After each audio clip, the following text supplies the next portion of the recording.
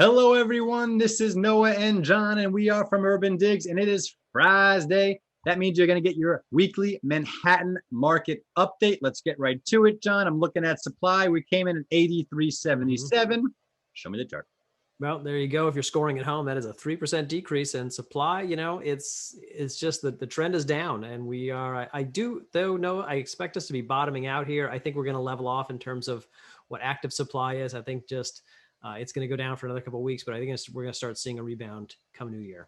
Well, you know what? If you're a buyer out there, you got 1,200 less things out there on the market than you had about 7-8 weeks ago. So, I mean, we hit around 9,600 at our peak, and we were talking about this week to week. We hit peak supply from the cycle about a month and a half ago, and we've been going down ever since. So it is what it is. Let's look at pending sales, move to the measure of demand. It came in at 2790. Looks like it's going up. Johnny, show me the chart. It is, yeah. It is going up. That's 4% from last week. Again, pending sales is a pipeline number. So as things get in there, we got to wait for Acris to take them out. So that's just continuing to build. And I like to see that. But, just as, I think active supply and, the pendings that we're looking here are pipeline-based numbers. I think the real information is based in the weekly reports, which we're going to get to in a second.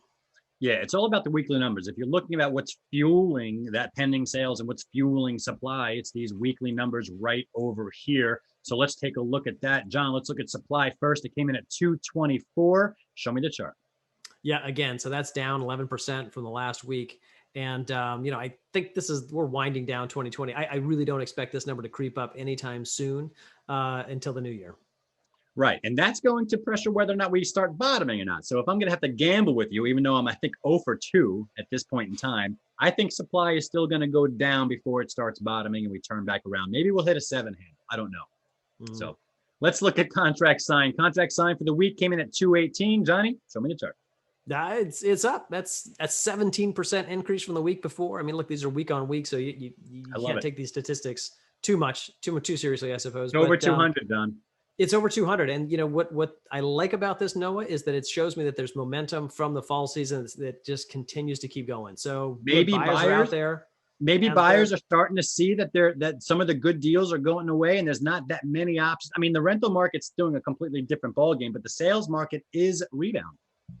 Yeah, I totally agree. And I think you hit the nail on the head, a couple seconds ago when you said that. I mean, there's just 1,000 less units that were on the market now than were just a month and a half ago.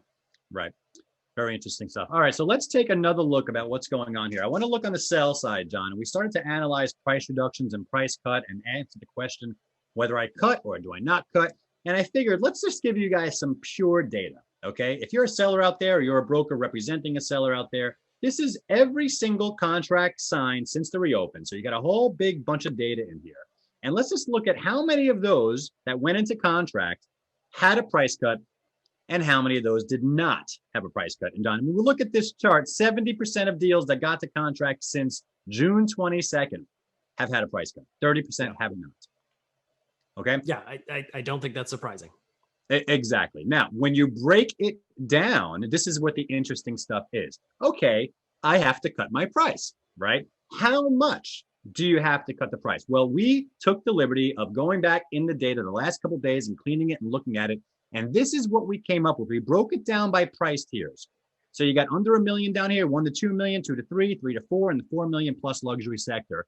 And we looked at total, John, median price reduction. So if you did have to lower your price, right, whether it was 1, 2, or 3 times, how many, add them all up, how much did you have to lower your price? And take a look at this. This is really interesting. If you're under $1 million and you're a co-op, 48,000. If you're a condo, 50,000. Okay. If you're 1 million to 2 million co-op, interesting, you had to cut more, 145,000. If you were a condo, you only cut 115,000. Okay. 2 to 3 million. If you were a co-op, 250,000 versus 200,000 for a condo. If you're listing in the 3 to 4 million sector and you're a co-op, $405,000 is what they had to cut their price cumulatively so far. Condos even more, 490. Okay. And if you're in the luxury sector, we cracked $1 million. The co-ops cracked a $1 million price reduction level, and condos are right near it at 985. John, what do you see when you see this chart? Well, Thank you. I see a number of things. It's interesting. I think the first thing I see is that it's remarkable how consistent they are. Yes, there's differences in co-ops and condos, but it's surprising. I mean, look, when you think about the $4 million plus segment, I mean, the variety of pricing there is just off the charts. I mean, you have something that's 4 million at $1 and you have something that's 29 million. So it's huge. But the fact that when you look at all of those ones that win at a contract and you sum up all of those price cuts and you take the average, I mean, it comes out to what, $1 million each? That's pretty phenomenal. And you know why this is really interesting is because right now pricing is a very, very difficult discussion because as we've mentioned on this program many times, we just don't have really great deep comps data from recent sales because there were fewer to begin with, and Acris has had its own issues.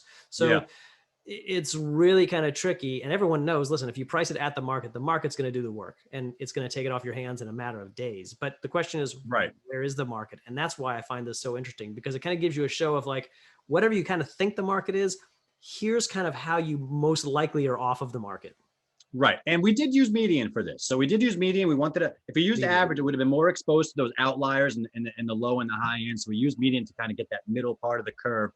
But again, you know, it's not a one size fits all thing. As you mentioned, John, if you are priced right and you're having traffic and you're seeing the activity, of course, you don't have to look at this. And also, this is not looking at those listings that did not, the 30% that did not cut their price is not included here. We're only looking at the 70% that did cut their price, and then we're looking at that cumulative thing. So if you're a seller and you know what, I did price high. So, you know, acknowledge it. I priced high. I tested the market. I know it. But how much do I have to lower my price to get a deal? At least you have some idea of what the pure data is showing. Right. It's a fantastic chart. I think it's really, really super helpful. Exactly. Well, with that said, I'm going to wrap it. That is John Walkup. I am Noah Rosenblatt. We are both from UrbanDigs. This is your weekly Manhattan market update. I wish you a happy weekend, and we'll catch you next time.